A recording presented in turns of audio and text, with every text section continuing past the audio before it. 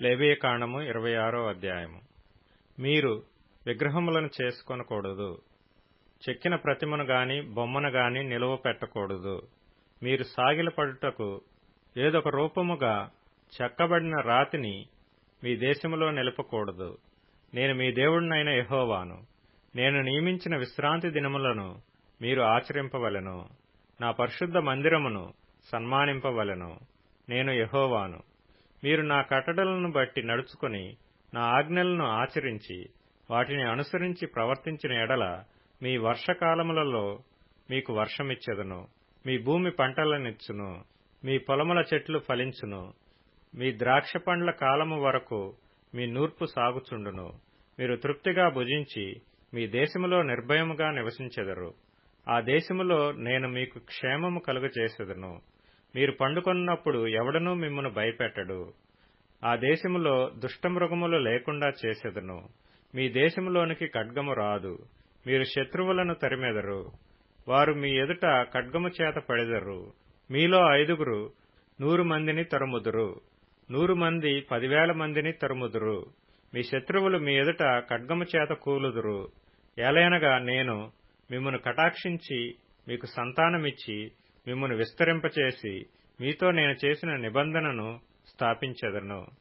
మీరు చాలా కాలము నిలువైయున్న పాతగిలిన ధాన్యమును తినెదరు. క్రొత్తది వచ్చినను పాతది మిగిలియుండును. నా మందిరమును మీ మధ్య ఉంచెదను. మీ యందు నా మనస్సు అసహ్యపడదు. నేను మీ మధ్య నడిచెదను. మీకు దేవుడనై యుందును. మీరు నాకు ప్రజలై యుందురు. మీరు ఐగుప్తీయులకు దాసులు కాకుండా వారి దేశములో నుండి మిమ్మును రప్పించితిని. నేను మీ దేవుడనైన యెహోవాను. నేను మీ కాడి పలుపులను తెంపి మిమ్మును నిలువుగా నెడవ చేసితిని. మీరు నా మాట వినక నా ఆజ్ఞలన్నిటినీ అనుసరింపక నా కట్టడలను నిరాకరించిన ఎడల, నా ఆజ్ఞలన్నిటినీ అనుసరింపక నా నిబంధనను మీరునట్లు మీరు నా తీర్పుల విషయమై అసహ్యించుకొనిన ఎడలను నేను మీకు చేయనదేమనగా, మీ కన్నులను క్షీణింపచేయునట్టియు ప్రాణమును ఆయాసపరచునట్టియు తాపజ్వరమును క్షయరోగమును మీ మీదికి రప్పించెదను.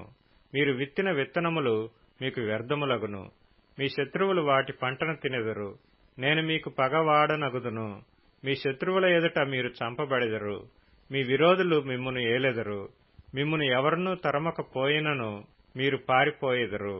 ఇవన్నీయు సంభవించినను మీరింకా నా మాటలు వినని ఎడల నేను మీ పాపములను బట్టి మరి 7 మిమ్మును దండించెదను. మీ బల గర్వమును భంగపరచి ఆకాశము ఇనుము వలెను భూమి ఇత్తడి వలెను ఉండచేసెదను. మీ బలము ఉడిగిపోవును. మీ భూమి ఫలింపకుండును. మీ దేశ వృక్షములు ఫలమీయకుండును. మీరు నా మాట విననొల్లక నాకు విరోధముగా నడిచిన ఎడల నేను మీ పాపములను బట్టి మరి 7 మిమ్మును బాధించెదను. మీ మధ్యకు అడవి మృగములను రప్పించెదను. అవి మిమ్మును సంతానరహితులుగా చేసి మీ పశువులను హరించి మిమ్మును కొద్దిమందిగా చేయును. మీ మార్గములు పాడైపోవును. శిక్షల మూలముగా మీరు నా ఎదుట గుణపడక నాకు విరోధముగా నడిచిన ఎడల నేను కూడా మీకు విరోధముగా నడిచెదను. మీ పాపములను బట్టి ఇక 7 మిమ్మును దండించెదను. మీ మీదికి ఖడ్గమును రప్పించెదను. అది నా నిబంధన విషయమై ప్రతిదండన చేయును. మీరు మీ పట్టణములలో కూడియుండగా మీ మధ్యకు తెగులును రప్పించెదను. మీరు శత్రువుల చేతికి అప్పగింపబడెదరు. నేను మీ ఆహారమును అనగా మీ ప్రాణాధారమును తీసివేసిన తరువాత 10 మంది స్త్రీలు ఒక్క పొయ్యిలోనే మీకు ఆహారము వండి తూనిక చొప్పున మీ ఆహారమును మీకు మరలా ఇచ్చెదరు. మీరు తినెదరు గాని తృప్తి పొందరు. నేను ఇలాగ చేసిన తరువాత మీరు నా మాట వినక నాకు విరోధముగా నడిచిన ఎడల నేను కోపపడి మీకు విరోధముగా నడిచెదను. నేనే మీ పాపములను బట్టి 7 మిమ్మును దండించెదను. మీరు మీ కుమారుల మాంసమును తినెదరు. మీ కుమార్తెల మాంసమును తినెదరు. నేను మీ ఉన్నత స్థలములను పాడు చేసెదను. మీ విగ్రహములను పడగొట్టెదను. మీ బొమ్మల పీనుగుల మీద మీ పీనుగులను పడవేయించెదను. నా మనస్సు మీ యందు అసహ్యపడును. నేను మీ పట్టణములను పాడు చేసెదను. మీ పరిశుద్ధ స్థలములను పాడు చేసెదను. మీ సువాసన గల వాటి సువాసనను ఆగ్రానింపను. నేనే మీ దేశమును పాడు చేసిన తరువాత దానిలో కాపురముండు మీ శత్రువులు దాని చూచి ఆశ్చర్యపడెదరు. జనములలోనికి మిమ్మును చెదరగొట్టి మీ వెంట కత్తి దూసెదను. మీ దేశము పాడైపోవును, మీ పట్టణములు పాడుపడును. మీరు మీ శత్రువుల దేశములో ఉండగా మీ దేశము పాడైయున్న దినములన్నీయు అది తన విశ్రాంతి కాలములను అనుభవించును. అది పాడైయుండు దినములన్నీయు అది విశ్రమించును. మీరు దానిలో నివసించినప్పుడు అది విశ్రాంతి కాలములో పొందకపోయిన విశ్రాంతిని అది పాడైయుండు దినములలో అనుభవించును. మీలో మిగిలిన వారు తమ శత్రువుల దేశములలో ఉండగా వారి హృదయములలో అధైర్యము పుట్టించెదను. కొట్టుకొని పోవచున్న ఆకు చప్పుడు వారిని తరుమును. ఖడ్గము ఎదుట నుండి పారిపోవునట్లు వారు ఆ చప్పుడు విని పారిపోయెదరు. తరుమువాడు లేకయే పడెదరు. తరుమువాడు లేకయే వారు ఖడ్గమును చూచినట్టుగా ఒకరి మీదనొకడు పడెదరు. మీ శత్రువుల ఎదుట మీరు నిలవలేకపోయెదరు. మీరు జనముగా నుండక నశించెదరు. మీ శత్రువుల దేశము మిమ్మును తినివేయను. మీలో మిగిలిన వారు మీ శత్రువుల దేశములలో తమ దోషములను బట్టి క్షీణించిపోయెదరు. మరియు వారు తమ మీదికి వచ్చిన తమ తండ్రుల దోషములను బట్టి క్షీణించిపోయెదరు. వారు నాకు విరోధముగా చేసిన తిరుగుబాటును, తమ తండ్రుల దోషమును ఒప్పుకొని, తాము నాకు విరోధముగా నడిచితిమనియు నేను తమకు విరోధముగా నడిచితిననియు తమ శత్రువుల దేశములోనికి తమ్మును రప్పించితిననియు ఒప్పుకొనిన ఎడల, అనగా లోబడని తమ హృదయములు లొంగి తాము చేసిన దోషమునకు ప్రతిదండన అనుభవించితిమని ఒప్పుకొనిన ఎడల, నేను యాకోబుతో చేసిన నా నిబంధనను జ్ఞాపకము చేసుకొందును. నేను ఇస్సాకుతో చేసిన నా నిబంధనను, నేను అబ్రహాముతో చేసిన నా నిబంధనను జ్ఞాపకము చేసుకొందును. ఆ దేశమును కూడా జ్ఞాపకం చేసుకొందును. వారి చేత విడువబడి వారు లేనప్పుడు పాడైపోయిన వారి దేశమును తన విశ్రాంతి దినములను అనుభవించును. వారు నా తీర్పులను తిరస్కరించి నా కట్టడలను అసహ్యించుకొనిరి. ఆ హేతువు చేతనే వారు తమ దోషశిక్ష న్యాయమని ఒప్పుకొందురు. అయితే వారు తమ శత్రువుల దేశములో ఉన్నప్పుడు వారిని నిరాకరింపను. నా నిబంధనను భంగపరచి వారిని కేవలము నశింపజేయునట్లు వారి యందు అసహ్యపడను. ఏలయనగా నేను వారి దేవుడనైన యెహోవాను. నేను వారికి దేవుడనై ఉండునట్లు వారి పూర్వీకులను జనముల ఎదుట ఐగుప్తులో నుండి రప్పించి వారితో చేసిన నిబంధనను ఆ పూర్వీకులను బట్టి జ్ఞాపకము చేసుకొందును. నేను యెహోవాను అని చెప్పుము అనెను. యెహోవా మోషే ద్వారా సీనాయి కొండ మీద తనకును ఇశ్రాయేలీయులకును మధ్య నియమించిన కట్టడలను, తీర్పులను, ఆజ్ఞలను ఇవే. కీర్తనల గ్రంథం 31వ కీర్తన. యెహోవా, నీ శరణు జొచ్చియున్నాను, నన్నెన్నడును సిగ్గుపడనీయకుము. నీ నీతిని బట్టి నన్ను రక్షింపుము.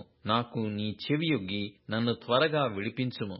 నన్ను రక్షించుటకు నాకు ఆశ్రయ శైలముగాను ప్రాకారము గల ఇల్లుగాను ఉండుము.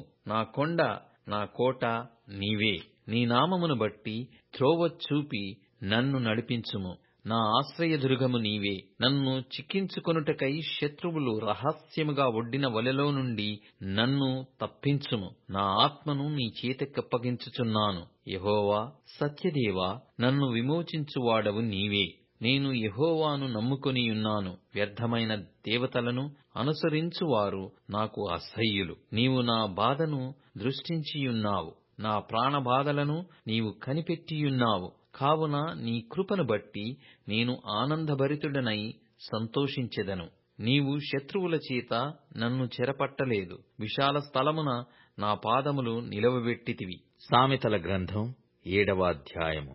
నా ఇంటి కిటికీలో నుండి, నా అల్లిక కిటికీలో నుండి నేను పారజూడగా, జ్ఞానము లేని వారి మధ్యను యవనుల మధ్యను బుద్ధిలేని పడుచువాడొకడు నాకు కనబడెను. సందెవేళ, ప్రొద్దుగుంకిన తర్వాత చిమ్మ చీకటి గల రాత్రివేళ. మార్కు సువార్త 8వ అధ్యాయము. అంతలో వారు బెత్సయిదాకు వచ్చిరి. అప్పుడు అక్కడి వారు ఆయన యొద్దకు ఒక గ్రుడ్డివాని తోడుకొని వచ్చి వాని ముట్టవలెనని ఆయనను వేడుకొనిరి. ఆయన ఆ గ్రుడ్డివాని చెయ్యి పట్టుకొని ఊరి వెలుపలికి తోడుకొని పోయి వాని కనుల మీద ఉమ్మివేసి వాని మీద చేతులుంచి, నీకేమైనను కనబడుచున్నదా అని వానినడుగగా, వాడు కన్నులెత్తి మనుష్యులు నాకు కనబడుచున్నారు, వారు చెట్ల వలె నుండి నడుచుచున్నట్లుగా నాకు కనబడుచున్నారనెను. అంతటా ఆయన మరల తన చేతులు వాని కన్నుల మీద నుంచగా వాడు తేరి చూచి కుదుర్చబడి సమస్తమును తేటగా చూడసాగెను. అప్పుడు యేసు, నీవు ఊరిలోనికి వెళ్ళవద్దని చెప్పి వాని ఇంటికి వానిని పంపివేసెను. యేసు తన శిష్యులతో ఫిలిప్పుదైన కైసరయతో చేరిన గ్రామములకు బయలుదేరెను. మార్గములో నుండగా నేను ఎవడనని జనులు చెప్పుకొనుచున్నారని తన శిష్యులను అడిగెను. అందుకు వారు, కొందరు బాప్తిస్మమిచ్చు యోహాను అనియు, కొందరు ఏలియా అనియు, మరికొందరు ప్రవక్తలలో ఒకడనియు చెప్పుకొనుచున్నారనిరి. అందుకాయన, మీరైతే నేను ఎవడని చెప్పుచున్నారని వారినడగగా, పేతురు, నీవు క్రీస్తువని ఆయనతో చెప్పెను. అప్పుడు తన్ను గూర్చిన ఈ సంగతి ఎవనితోనూ చెప్పవద్దని ఆయన వారికి ఖండితముగా చెప్పెను. మరియు మనుష్య కుమారుడు అనేక హింసలు పొంది పెద్దల చేతను ప్రధాన యాజకుల చేతను శాస్త్రుల చేతను ఉపేక్షింపబడి చంపబడి 3 దినములైన తరువాత లేచుట అగత్యమని ఆయన వారికి బోధింపనారంభించెను. ఆయన ఈ మాట బహిరంగముగా చెప్పెను. పేతురు ఆయన చేయి పట్టుకొని ఆయనను గద్దింపసాగెను. అందుకాయన తన శిష్యుల వైపు తిరిగి వారిని చూచి, సాతానా, నా వెనుకకు పొమ్ము, నీవు మనుష్యుల సంగతులను మనస్కరించుచున్నావు గాని దేవుని సంగతులను మనస్కరింపకున్నావని పేతురును గద్దించెను. అంతటా ఆయన తన శిష్యులను జనసమూహమును తన యొద్దకు పిలిచి, నన్ను వెంబడింపగోరువాడు తన్ను తాను ఉపేక్షించుకొని తన శిలువ ఎత్తుకొని నన్ను వెంబడింపవలెను. తన ప్రాణమును రక్షించుకొనగోరువాడు దాని పోగొట్టుకొనును. నా నిమిత్తమును సువార్త నిమిత్తమును తన ప్రాణమును పోగొట్టుకొనువాడు దాని రక్షించుకొనును. ఒకడు సర్వలోకమును సంపాదించుకొని తన ప్రాణమును పోగొట్టుకొనుట వానికి ఏమి ప్రయోజనము? మనుష్యుడు తన ప్రాణమునకు ప్రతిగా ఏమి ఇయ్యగలుగును? వ్యభిచారమును పాపమును చేయు ఈ తరము వారిలో నన్ను గూర్చియు నా మాటలను గూర్చియు సిగ్గుపడువాడెవడో వానిని గూర్చి మనుష్య కుమారుడు తన తండ్రి మహిమగలవాడై పరిశుద్ధ దూతలతో కూడా వచ్చునప్పుడు సిగ్గుపడునని చెప్పెను. మార్కు సువార్త 9వ అధ్యాయము.